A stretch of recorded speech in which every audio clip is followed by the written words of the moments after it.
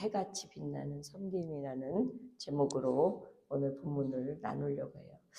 우리 예수님께서 2000년 전에 이 땅에 오신 이유, 즉 하나님의 아들로서 하나님의 그 옆에 있는 보좌를 내려놓고 이 땅에 오셨습니다. 인간의 몸으로. 그 이유는 왜 그랬을까요?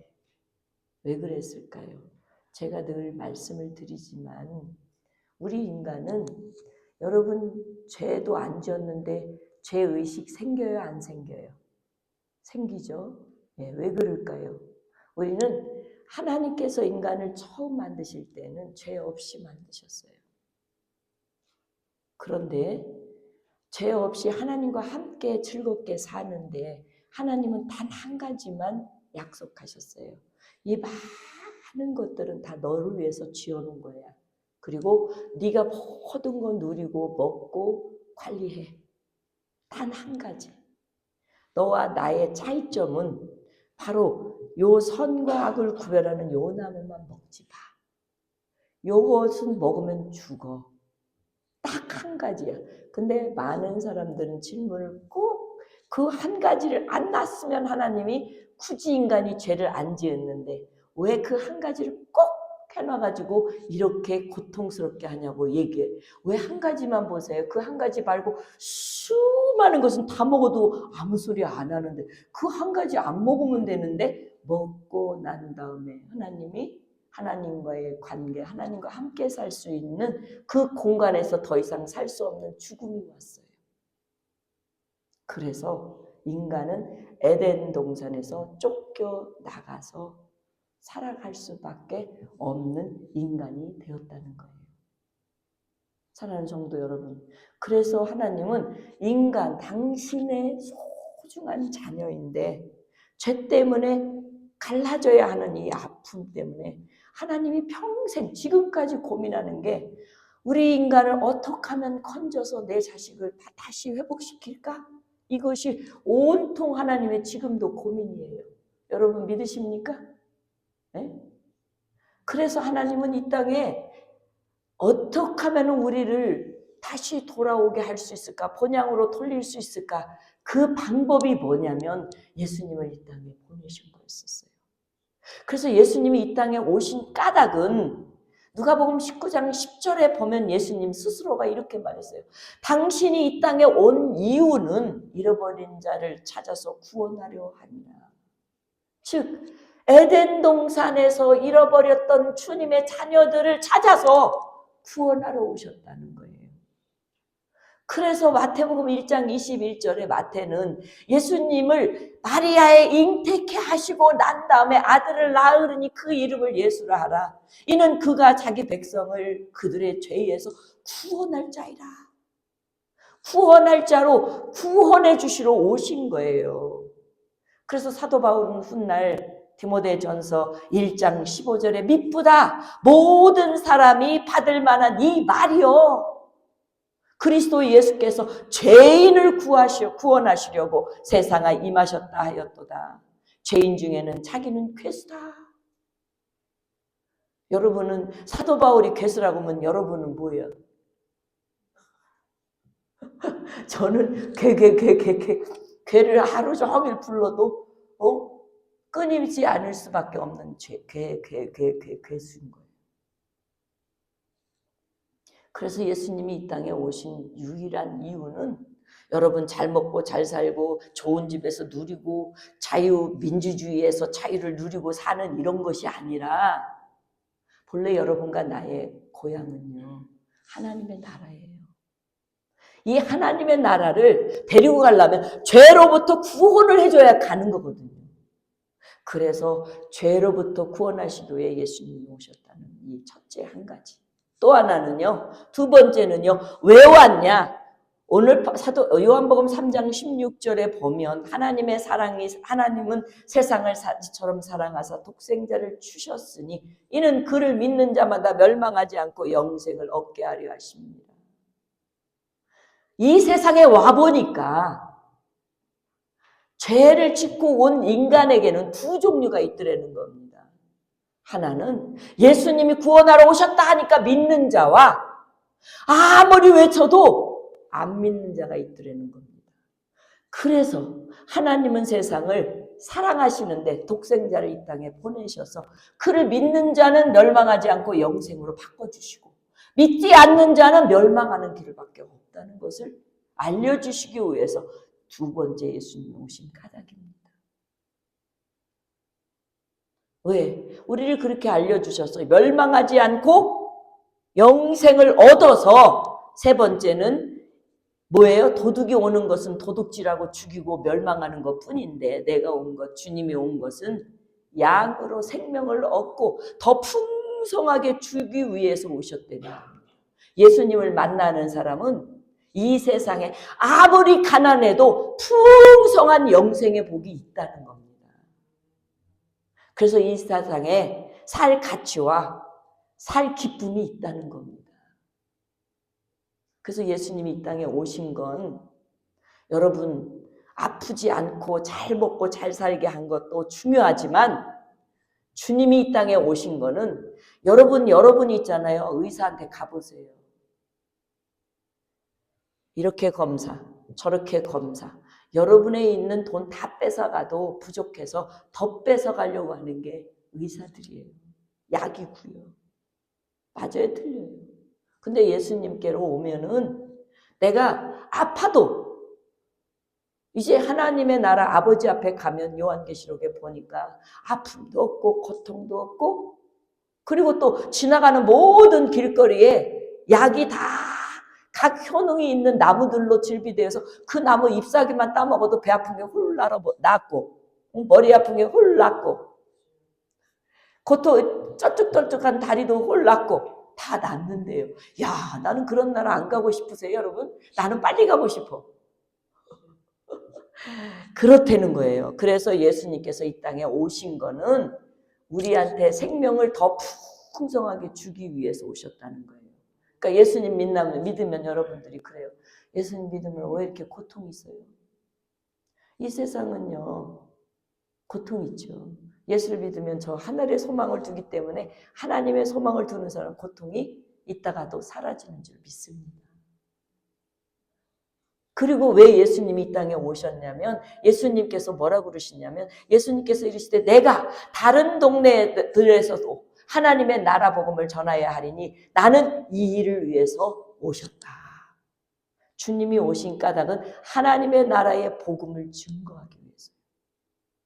여러분 아픈 자 치유받기를 원하죠. 여러분 가정의 고난과 환난을 다 회복되기를 원하시죠. 근데 예수님은 그것뿐만 아니라 복음을 전해서 오셨다는 거예요. 복음을.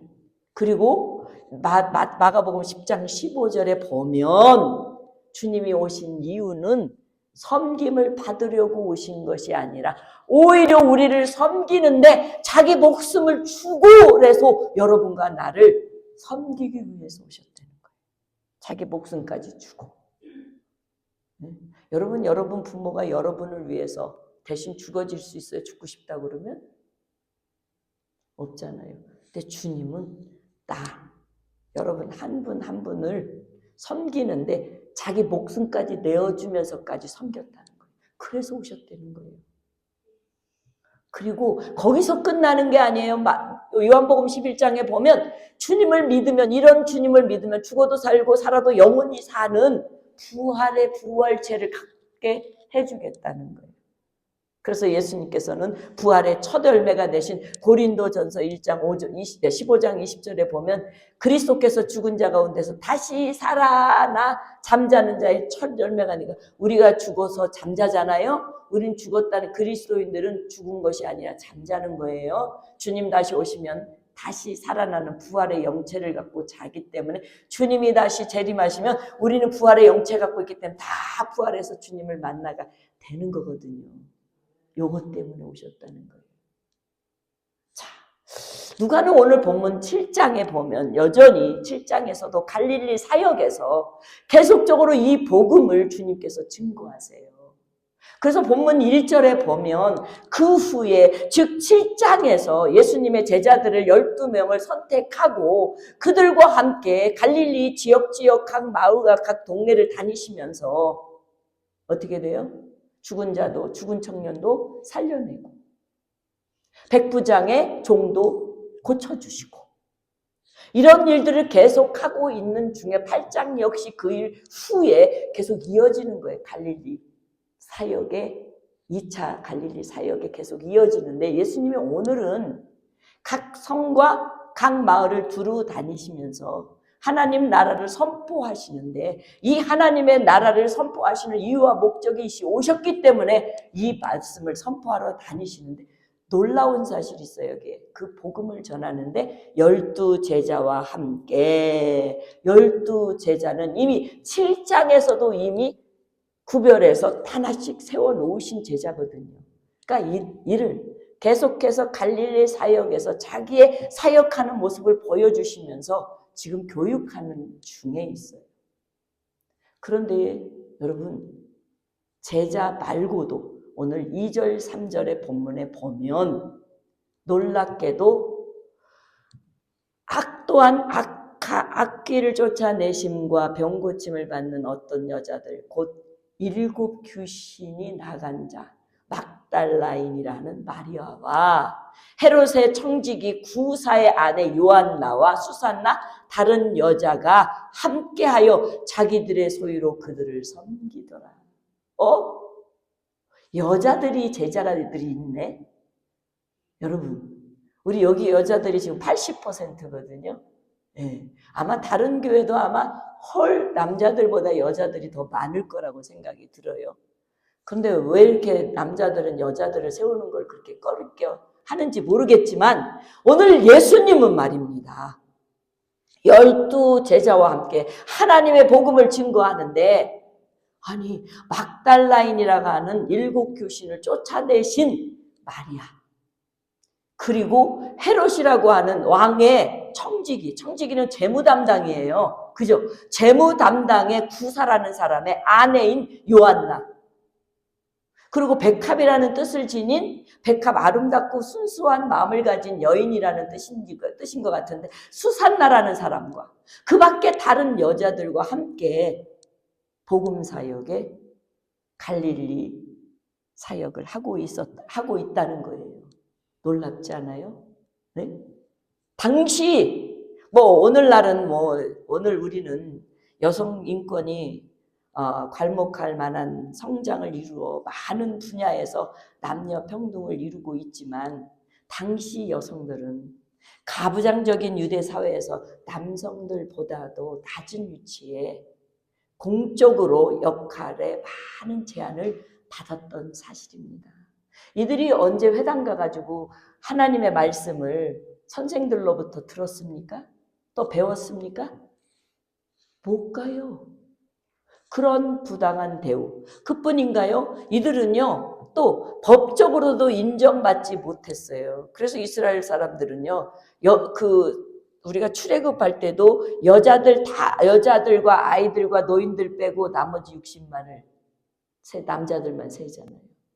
그러니까 법적으로도 인정받지 못했어요. 그래서 가늠한 현장에서 보면 가늠한 현장 둘 잡아와야 되잖아요. 그죠? 근데 누구만 잡아왔어요? 여자만 잡아왔잖아요. 그러니까 법적으로도 얼마나 비열하고 비굴하게 여자를 취급하는지 몰라요. 그뿐입니까? 여러분도 잘 알다시피 남성들과 함께 어울러서 여행하거나 특히 오늘 본문에 소개된 여성들처럼 예수님과 함께 제자적인 활동을 하는 이런 것은 사회적으로 지탄을 받기에 충분한 거예요. 그런 상황 속에 오늘 본문에 저자 누가는 예수님과 함께 12제자뿐만 아니라 이 여인들을 기록하고 있다는 거예요. 이 여인들분은 어떤 분일까요? 7 귀신에 시달리다가 주님을 만난 7 귀신을 떠난 기적을 체험한 이 막달라 마리아. 자기 소유를 가지고 헌신한 이 마리아. 이 마리아는요, 여러분이 귀신이 들려서, 그러니까 아마 부유하게 살았던 것 같아요. 요즘도 뭐 부유한 병이 그 우울증 뭐 이런 거라 그러잖아요. 그러니까 이 여인도 많은 학자들이 두 가지로 얘기를 해요. 한편에는 이 막달라 마리아는 가난하다. 아니다. 부유했다. 왜 그러냐면 오늘 이 본문에 보면 자기들의 소유로 이 여인들이 다 도와줬다고 그랬거든요. 그렇기 때문에 아니 여자 혼자 살면서 부유했다는 것은 돈이 있다는 거예요. 네. 그러니까 한편으로는 가난했다는 거예요. 근데 저는 이 자기들의 소유로 섬겼다는 이 대목을 보면 이 막달라 마리아는 좀 부유하게 살았던 사람이라고 저도 그 반대쪽의 학자들의 의견에 맞추고 싶어요. 그래서 이 막달라 마리아도 부유했어요. 근데 자기가 귀신 들렸다가 그 귀신이 다 치유받았으니 얼마나 기쁘겠어요. 날아갈 듯이 기뻐서 쫓아다니는 게 얼마나 좋은 건지 기뻤을 거라고요. 그러니까 자기가 돈을 얼마든지 써도 그 기쁨은 돈하고 감당할 수 없는 여인이었다는 거예요. 지난번에 우리 허봉랑 선교사님 따라서 우리 집사님, 이 집사님이 오셨는데 따라다니고 싶어하는 사람들이 있어요. 그 종에 대해서. 또 어느 목사님은 또 어디서 와가지고 그 선교사님이 입었던 하얀 옷을 자기가 죽을 때 입고 싶다고 달라고 그러시더라고요. 그러니까 존경하고 사랑하니까 그러겠죠. 그죠? 그런 것처럼 지금 이 막달라 마리아는 예수님이 너무 귀하신 거예요. 자기가 평생 바보처럼 정신병자처럼 살 수밖에 없는 그런 위치에서 자기를 고쳐주셨으니 그보다 더할 무엇이 있겠습니까? 그래서 이 여인은요, 마태복음 27장 56절에 보면 이 여인은요, 누구냐면요, 계속해서 예수님의 십자가를 치실 때까지 지어서 처형받는 그곳까지 따라가셔요. 이 막달라 마리아. 그뿐인가요? 요한복음 20장 1, 2절에 보면 예수님이 부활하신 첫날 경험도 이 여인이 하세요.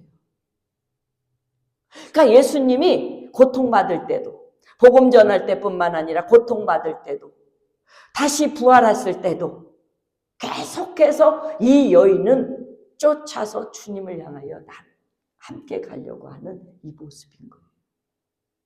또 하나는요, 여러분이 잘 알다시피 이 요한나, 누가는요 2번을 기록했어요. 3절하고 오늘 본문 3절하고요. 24장 10절에 보면 이 여인들은 막달라 마리아와 요한나, 야고보 모친 마리아도 그들과 함께 함께 한 다른 여자들도 이것을 사도들에게 알리니라. 예수님의 부활 사건을 알린 것도 이 요한나 여인이었다는 거예요. 이 여인은요 부유한 여인이에요.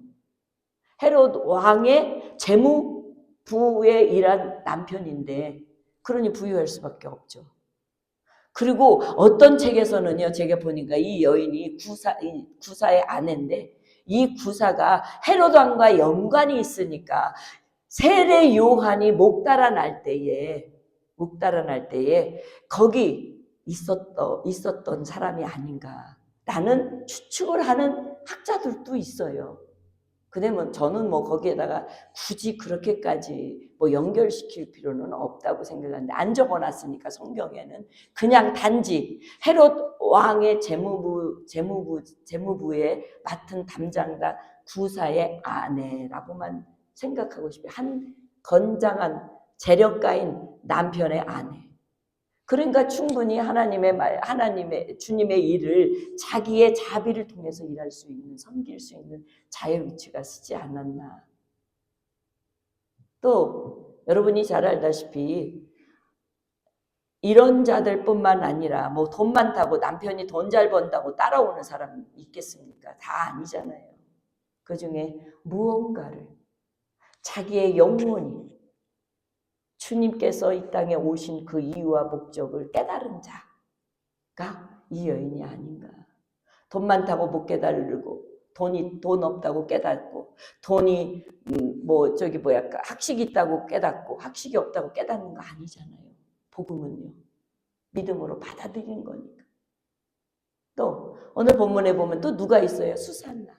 수산나라는 이름의 뜻은 백합이라는 거예요. 백합은 여러분 향기가 좋잖아요. 그리고 아름다운, 또 향기를 보면은 정말 아름다운 뿐만 아니라 마음이 순결한 것 같지 않, 순결하다라는 그런 여인인 것 같아요. 그래서 이 사람도 구체적으로 성경에 기록되어져 있지 않기 때문에 그냥 넘어가고, 거기에 또 다른 여인들도 있다는 거예요. 예? 다른 여인들도 있다는 거예요. 그 모든 이들이 뭐 했다고요? 우리가 3절에 다시 올라가 보면 자기들의 소유로 그들을 섬겼다는 거예요. 예수님과 예수님의 12 제자들을. 그런데 말입니다. 지금 갈릴리의 사역은, 지금 2차 사역, 이 사역은요, 예수님께서 제자들과 이 여인들과 함께하는 사역인데요. 이 사역의 이 여인들을 제자들과 동격으로 올려놨어요. 너무 놀랍죠? 동격으로 올려놨다니까요. 그래서 여러분이 이 다음에 가보면은, 여러분 8장에 가보면 8장에 몇 절을 보냐면요. 21절을 보면요. 뭐라고 되어있냐면요. 예수님께서 예수님한테 사람들이요. 자기 형제 어머니와 동생을 모시고 와서 이게 당신의 어머니입니다 라고 하니까 이 육신적인 어머니가 아닌 영적인 어머니에 대한 얘기를 이렇게 하세요. 예수께서 대답하여 이르되 내 어머니와 내 동생들은 곧 누구라고요? 여러분이 다 함께해요. 시작. 하나님의 말씀을 듣고 행하는 이 사람들이라. 자, 누가 예수님의 어머니고 누가 예수님의 동생들이라고요? 하나님의 말씀을 듣고 행하는 자라는 거예요. 그러니까 지금 이 여인들을 어떤 취급을 했어요? 하나님의 말씀을 듣고 행하는 사람들, 영적으로 12 제자를 훈련하는 이 제자들과 동격으로 세워놓으신 거라는 거예요. 사랑하는 성도 여러분, 여러분과 나도 주님이 이 자리에 이들처럼 동격으로 세우셔서 종이 아니라 자녀라고 부르신 줄 믿습니다. 그래서 예수님 당시에 이처럼 가부장적인 유대사회의 여성들과 함께 사역한다는 것은 예수님 자신뿐만 아니라 모두에게 어려움이 있었겠어요? 없었겠어요? 아마 우리가 말할 수 없는, 기록되지 않는 부분들이 되게 많을 거예요. 왜냐하면 사회적인 관습이나 전통을 깨고 예수님이 12 제자들과 동등하게 여성들과 함께 하나님의 나라의 복음을 전하면서 그 여성들에게도 제자도의 훈련과 섬김의 기회를 허락했다는 것은 하나님의 나라는 남녀 귀천이 없고, 그리고 부와 가난의 관계가 없고, 많이 배운 자와 적게 배운 자의 차등이 없다는 거예요. 아멘. 그래서 우리나라에도 과거에 많은 교계나 교단이 여자는 교회에서 잠잠하라 라고 하는 이 말씀 때문에 여성 안수도 금지하고요. 여성들을 단위에 올려서 기도하는 것, 복음 전하는 것 아주 거부했어요. 맞아요, 틀려요? 특히 이때 이용하는 구절이요. 고린도전서 14장 34절하고요. 디모데전서 2장 11절 12절이에요. 여자는 교회에서 잠잠하라. 그들에게는 말하는 허락함이 없나니 율법에 이른 것 같이 오직 복종할지어다. 요거 갖고 꼭 여성 안수에 대한 이야기를 하시면서 매해마다 총회 때 상정하면요, 그 몇몇 목사님이, 소리가 큰 목사님들에 의해서 계속 디나이가 되었어요. 계속 디나이가 됐어요. 근데 이제 지금이 워낙 우리들의 시대가 여성 상위 시대다 보니까 이제는 목사님들도 아무 말씀 못 하시고 오히려 같이 일하는 경우가 되는데, 아직도 이 여성 안수를 금하는 몇몇 교단에서는 요것 때문에 발목을 잡고 있어요. 그러면 성경을 여러분 오늘 누가복음 8장 1절에서 3절을 꼭 읽으셔야 돼요. 그분들은. 그리고 전후 문맥을 정확하게 보시면 알 수 있을 건데, 그거를 자꾸 이렇게 가르치니까 여성들조차도 준육이 들어서 강단에 올라오면 큰일 날 줄 알고 벌벌 떨어. 그럼 어떻게 우리 천국 갈 거예요? 저는 이걸 묻고 싶어요. 왜 여기는요? 여러분, 이 고린도전서 14장 34절하고 디모데전서 2장 11절에 12절 말씀은요, 성경을 정확하게 해석하지 못하기 때문이에요. 여기서 잠잠하라, 여자는 잠잠하라 의미는요, 교회에서 아무 말도 하지 말고 침묵하라는 말이 아니에요. 여러분 생각해 보세요. 성령이 여러분에게 갑자기 임했는데 여러분 침묵하실래요? 성령이 여러분 침묵하게 내버려 두세요? 어떤 사람은 팔짝팔짝 뛰고 막 난리가 나는데, 그런데 여기에서 중요한 것은요, 성령이 임하면 우리가 할 수 없이 얘기해야 되는 거잖아요. 전해야 되는 거잖아요. 그래서 이 본문 원문에 보면 이 잠잠하라는 말은요, 그 지금 교회, 고린도 교회에 하나님의 능력을 받아서 질서 없이 마음대로 사용하고 교회를 어지럽히는 그 사람, 그 여자는 잠잠하라 라고 하는 의미로 질서 때문에 이 말씀을 하신 거예요. 질서 때문에. 오늘도 마찬가지예요. 우리가 교회 안에서 질서 없이 행동하는 것은 하나님의 말씀에 역행하는 거예요. 그것이 구원받고 안 받고 여자든 남자든 관계없는 거라는 거죠. 주님은 온 인류를 구원하기 위해서 이 땅에 오셔서 십자가를 지셨지, 남성들만 구원하기 위해서 십자가를 지셨습니까? 아니잖아요. 그래서 우리는 여기서 중요한 단어는 질서라는 거예요. 하나님은 교회를 통해서 일하시는데 질서 있게 하시는 분이에요. 그렇다면 여러분, 이런 상황에서 예수님을 따라서 하나님 나라를 복음을 전파하는 일에 남성들과 달리 여성들은 본문 3절에 보니까 뭐라고 그러셨어요? 본문 3절에 보니까 뭐라고 그랬었어요? 자기들의 소유로 그들을 섬기더라. 예수님뿐만 아니라 제자들, 12제자들을 이 여인들이 섬겼다는 거예요. 여기서 동사 섬기다라고 하는 단어는요, 헬라어로 디아코네오에서 나오는 디에코노인데, 이게 미완료 과거 능동태로요.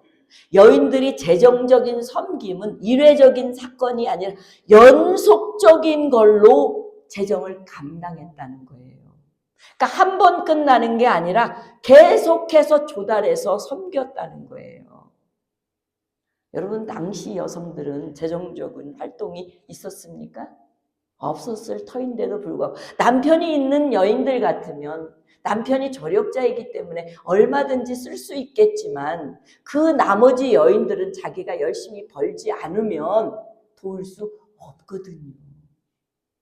그런데도 불구하고 자신들이 소유로 섬겼다는 이 본문은요, 진정한 섬김은 누구한테 받아서 섬기는 게 아니라 내가 노력해서 얻은 것 가지고 섬기는 섬김이 진정한 섬김이라는 거예요. 아멘.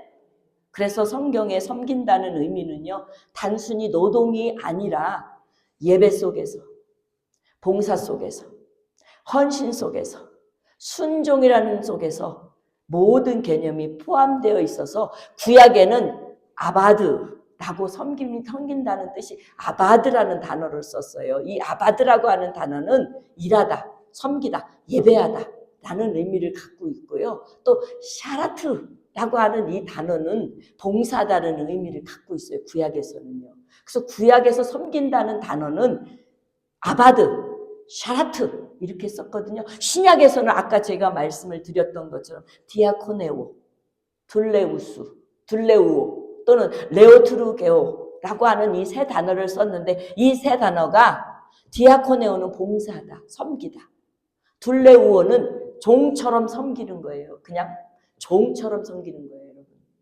예, 둘로스. 이게 여기서 둘로스가 나온 거죠. 종. 예, 노예 같은. 그리고 레이드로스는 예배하다.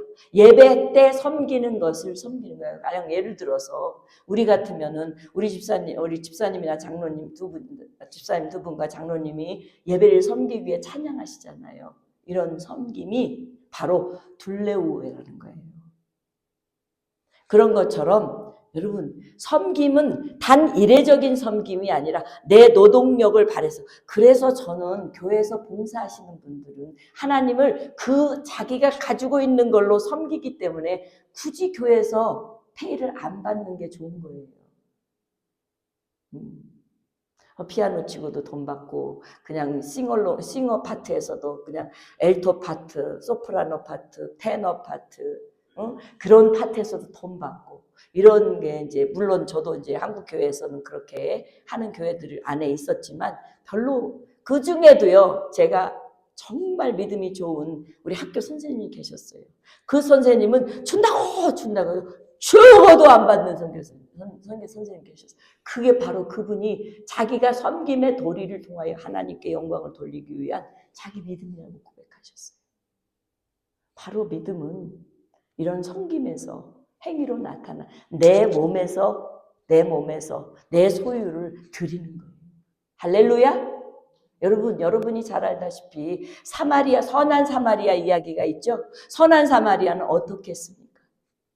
강도 만난 이 안타까운 한 사람을 만나서, 다른 사람은 그 종교인들은 다 피하여 갔지만 이 사람은 자기 같은 마음으로 그를 자기가 타고 가는 나루에 올려서 주막에 가서 그를 맡기고, 더 들면 자기가 있는 여비를 다 털어서 주고, 자기가 다시 돌아올 때에 더 여비가 들면 더 주겠다고 하면서 가서 다시 돌아올 때 했어요, 안 했어요?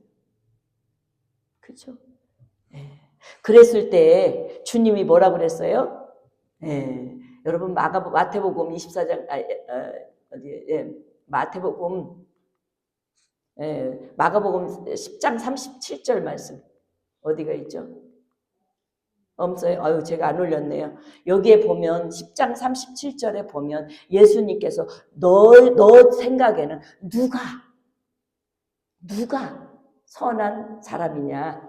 누가 선한 사람이냐? 누가 진정한 섬기는 자겠냐? 그랬더니까 선한 사마리아 사람이요. 그랬어요. 선한 사마리아 그 사람이라고 그랬어요. 그랬더니 뭐라 그래? 주님이 너도 가서 그와 같이 해라. 섬김은 자기 부비를 들어도 행하는 그 섬김이 진정한 섬김이라고 주님도 말씀해 주셨어요. 사랑하는 성도 여러분, 저는 오늘 본문 제목을 해같이 빛나는 섬김이라고 정했어요. 그 까닭은 왜 그런지 아세요? 왜 그러냐면 마태복음 10장 45절에 보면 예수님께서 마가복음 10장 45절이요. 안 기록되어 있나요? 그럼 앞에 가보세요. 앞에 있어요. 제가 이거 분명히 마가복음 10장 45절에 보면 인자가 온 것은 섬김을 받으려 함이 아니라 도리어 섬기려 하고 자기 목숨을 많은 사람들에게 대속물로 주려 함이라 라고 하셨어요. 저는 섬김의 대명사는 예수 그리스도라고 저는 믿어요. 그리고 여러분들에게 해같이 빛나는 섬김은 바로 자기 목숨까지 내어줄 수 있는 섬김이 진정한 섬김이라고 말씀해 드리고 싶습니다. 여러분, 나와 같은 죄인을, 나와 같이 마른 막대기같이 못한 괴수 중에 괴수인 나를 자신이 고귀한 자신의 목숨을 내어 대속물로 우리에게 준다면 그보다 더 큰 진정한 섬김의 모델이 어디 있냐는 거예요. 본문의 여인들의 섬김처럼 자신들의 이 소유를 얻기 위해 많은 수고와 고통과 아픔과 절망 속에서도 이 일을 하겠다고, 이것을 섬기겠다고 꿋꿋하게 이겨나가 그 섬김을 끝까지 감당한 이 여인들처럼 이 섬김이야말로 진정한 섬김의 정신이 아니고 무엇이겠습니까? 사랑하는 성도 여러분, 섬김에는 두 가지가 있어요. 대상하고 정신이 있어요. 대상은 여러분이 잘 알다시피 남녀노소 빈부 귀천이 없지만 정신은 달라요. 자기 몸을 죽기까지 내어줄 수 있는 이러한 진정한 섬김의 정신이 오늘 주님께서 너도 이와 같이 하라는 그 중에 한 사람이 될 줄 믿습니다. 그러므로 본민족 여인들은 섬김의 정신으로 자기의 소유로 예수님뿐만 아니라 12제자를 섬겼다는 사실. 누가는 성령의 인도하심을 받아 이 글을 써내려가면서 이 여인을 꼭 기록해서 해같이 빛나는 섬김이라고 해주고 싶다라는 간절한 마음에서 이렇게 쓰지 않았나. 저는 그렇게 감동을 받았어요. 사랑하는 성도 여러분, 다니엘은요 마지막 때에 말씀을 전하면서 마지막 때에 빛나는 하늘에 영원히 빛나는 빛이 있다고 그랬어요. 그런 사람이 누구라고요? 오늘 다니엘서 1절, 2절, 3절에 보면 다니엘은 마지막 때를 이렇게 기록해요. 그때에 내 민족을 호위하는 큰 군주가 일어날 것인데 일어나는데 그 환난이 있으리니 이는 개국 이래에 개국 이래로 그때까지 없던 환난일 것이며 그때에 백성 중 책에 기록된 모든 자가 구원을 받을 것이라. 여러분, 책에 기록된, 나는 이 여인들이 이렇게 책에 기록됐는데 개국 이래에 언제 주님이 다시 오는 재림 때 그때가 엄청난 일이 일어났는데 그때에 이 여인들은 구원을 받을 책에 올라가 있다는 사실. 이미 올라가 있잖아요.